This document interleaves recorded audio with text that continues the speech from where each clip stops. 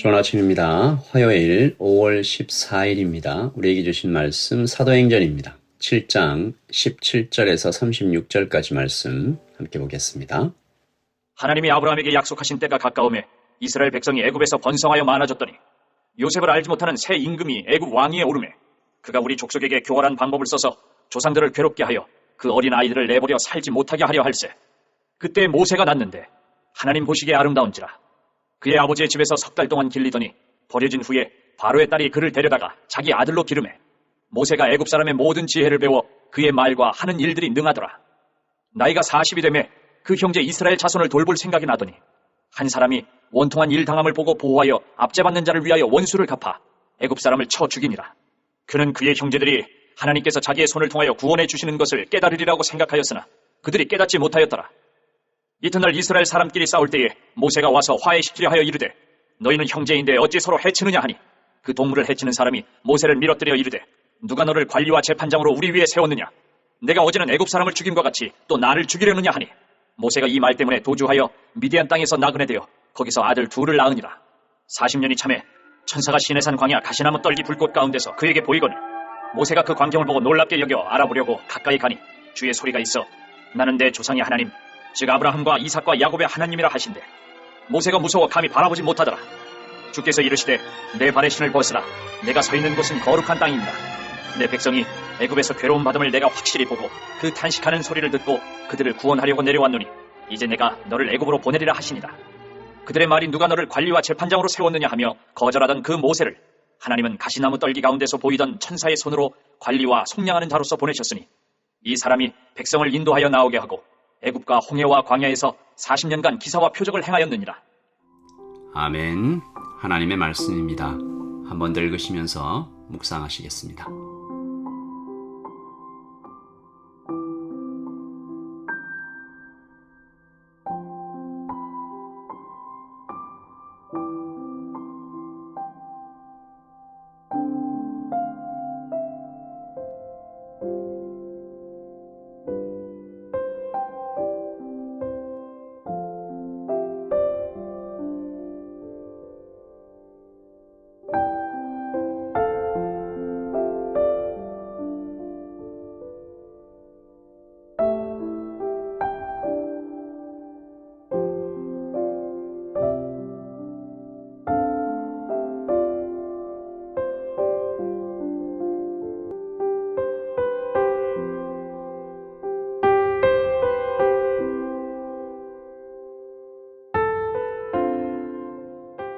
초대교회의 7 집사 중 한 분인 스데반의 설교죠.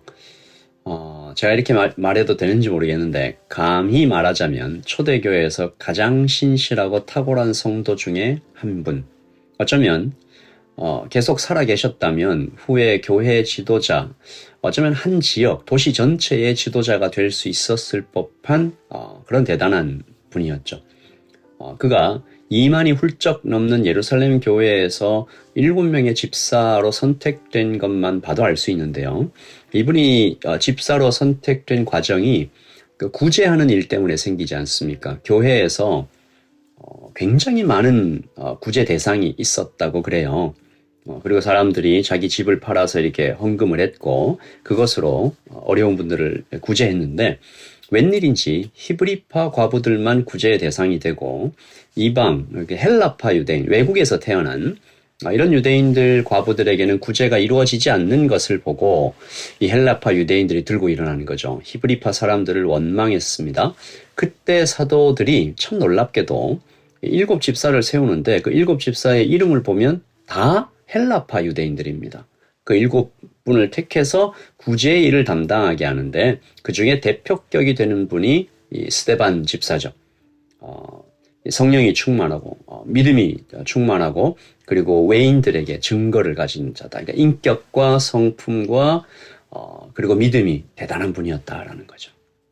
실제로 이 스데반 집사는 가는 곳마다 큰 기사와 표적을 행했고 지혜와 성령으로 복음을 담대히 전했습니다.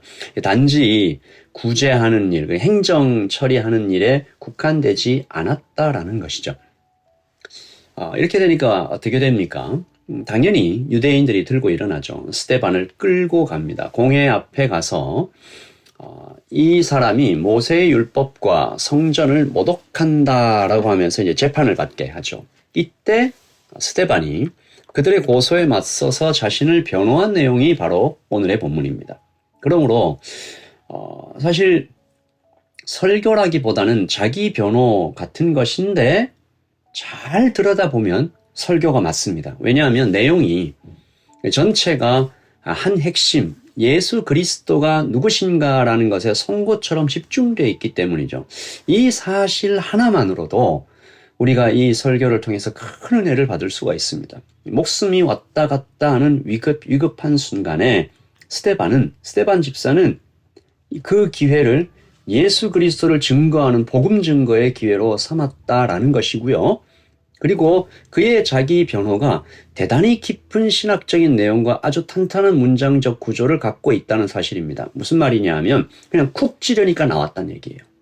이 놀라운 스피치를 무시무시한 그 법정의 분위기에서 원고도 없이 즉석에서 해낸 것입니다.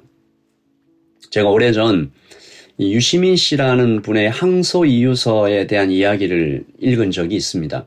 대략 그 항소이유서가 원고지 100장 정도에 달하는 분량인데 아주 탁월한 논리 전개와 호소력 있는 문체가 담겨 있어서 판사들도 그것을 돌려봤다, 그 정도였다는 거죠. 그런데 그가 이 원고를 26세의 나이에 감옥 안에서 참고 자료 없이 기억력만 의지해서 이렇게 퇴고 없이 다시 쓰지 않았다는 거죠. 한 번에 쭉 써내려갔다는 사실이 저를 참 놀라게 했던 기억이 있습니다.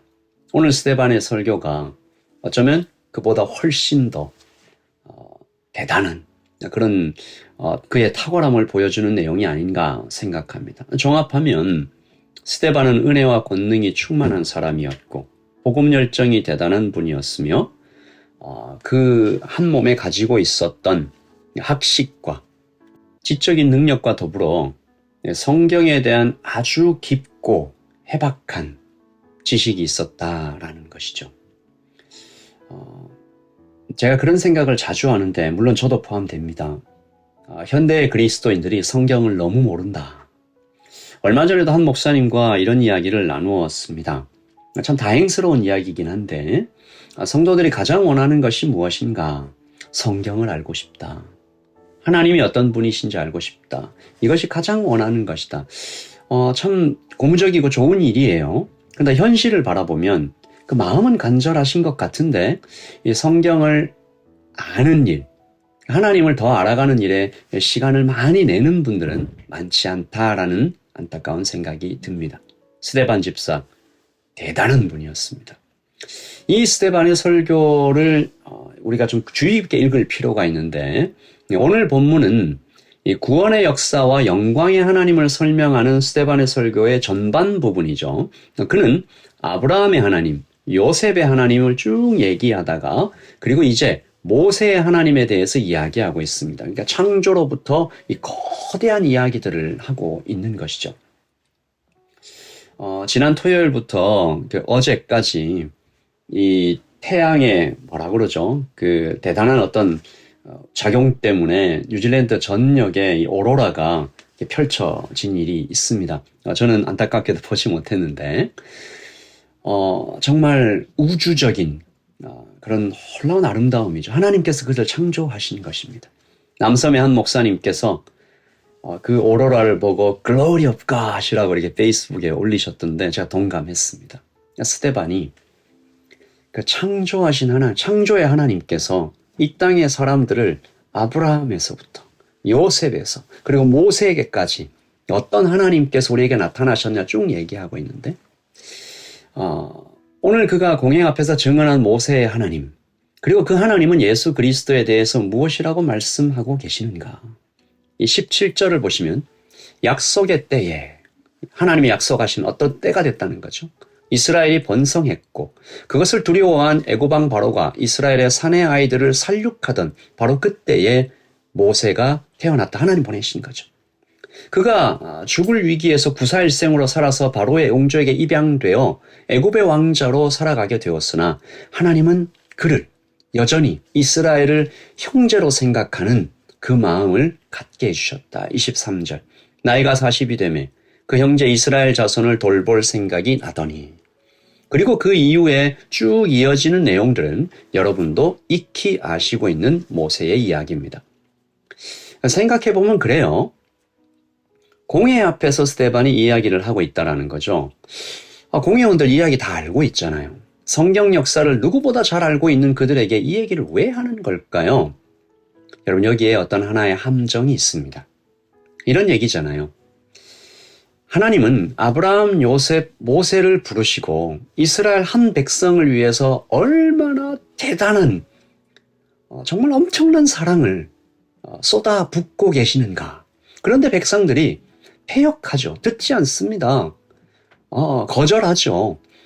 보통 이런 이야기를 읽고 들으면 우리는 그 백성들을 비난하면서 어떻게 저렇게 못 알아들을 수가 있지? 참 나쁜 백성들이다, 못됐다 라고 생각하면서 그 비난 속에 자신을 쏙 빼놓습니다. 그러니까 스데반은 지금 공회원들에게 이렇게 이야기하고 있는 것입니다. 예수 그리스도께서 어떻게 여기 이 땅에 오게 되셨는지 우주적인 하나님의 섭리를 말할 때 그들은 종교적인 틀에 갇혀서 하나님을 보지 못하고 있다. 자신을 제대로 보지 못하고 있다는 거죠. 모세를 보내시기 위해 하나님께서 그의 인생 전체를 준비시키시는데 34절 내 백성이 애굽에서 괴로움 받음을 내가 확실히 보고 그 탄식하는 소리를 듣고 그들을 구원하려고 내려왔노니 이제 내가 너를 애굽으로 보내리라. 하나님은 모세를 통해 백성을 정말 신실하게 인도하시고 사랑해 오셨습니다. 그들과 우리는 이런 사랑을 받은 존재들입니다. 그러나 백성들이 어떻게 했느냐? 27절 그 동물을 해치는 사람이 모세를 밀어뜨려 이르되 누가 너를 관리와 재판장으로 우리 위에 세웠느냐? 이런 얘기죠. 이스라엘 백성들이 모세에게 했던 것처럼 똑같은 행동을 이 공회원들이 예수님께 했습니다. 모욕하고 공격했죠. 스데반이 그렇게 말하는 것입니다. 너희도 그들과 똑같다. 오늘 이 아침에 우리가 스데반의 이 설교를 통해서 우리 자신을 돌아봅니다. 성경의 많은 이야기들 속에 어떤 악인들, 실수한 사람들, 실패한 이야기들, 그리고 참 못됐고 한심하고 무지하고 답답한, 비열한, 비겁한 그런 이야기들을 들으면서 나를 쏙 빼놓고 있지는 않은가. 나도 똑같다라는 거죠. 흑인 연가 중에 주가 십자가에 달리신 그날 너 거기 그 자리에 있었느냐라고 묻는 그런 내용의 노래가 있습니다. 오늘 이 아침에 모세를 지독히도 괴롭혔던 그 이스라엘 백성의 모습이 나에게 있다. 그럼에도 불구하고 예수 그리스도께서 우리를 끝까지 사랑하셨음을 발견하는 이 아침이 되기를 예수님의 이름으로 축복합니다. 하나님 아버지 감사합니다. 스데반 집사를 보내셔서 공회원들을 돌이키려고 하셨던 주님의 사랑을 발견합니다. 아버지 하나님, 이 공회원들이 듣지 않았던 그 안타까운 사건 속에서 우리 자신의 모습을 발견하고 나는 그렇지 않은지, 나는 잘하고 있다고 이만하면 됐지라고 생각하는 모습은 없는지, 바로 이런 나를 위해서 예수 그리스도께서 오셔서 십자가에 죽으시기까지 그의 온몸에 피를 쏟으셔야만 했다는 나의 죄가 얼마나 큰가 발견하는 이 아침 되게 하여 주시옵소서. 그래서 그 하나님의 은혜가 얼마나 나에게 크게 그 큰 희생으로 오셨는지 발견하는 이 아침, 감사한 이 아침, 그래서 감동하는 이 아침 될 수 있도록 도와주시옵소서. 토요일과 주일 하나님 이 하늘 온 지구의 하늘에 오로라를 펼치시며 영광의 하나님을 보여주신 하나님의 영광을 다시 한번 생각하며 이 아침에도 이 하루에도 하나님 우리와 함께 하신 하나님을 사랑하며 감사합니다. 예수님의 이름으로 기도합니다. 아멘. 여러분 오늘도 하나님과 함께 평안한 하루를 보내시고 또 우리에게 다가오는 사람들에게 이 스데반 집사님처럼 복음을 전해가는 우리가 되기를 원합니다. 평안하십시오. 샬롬.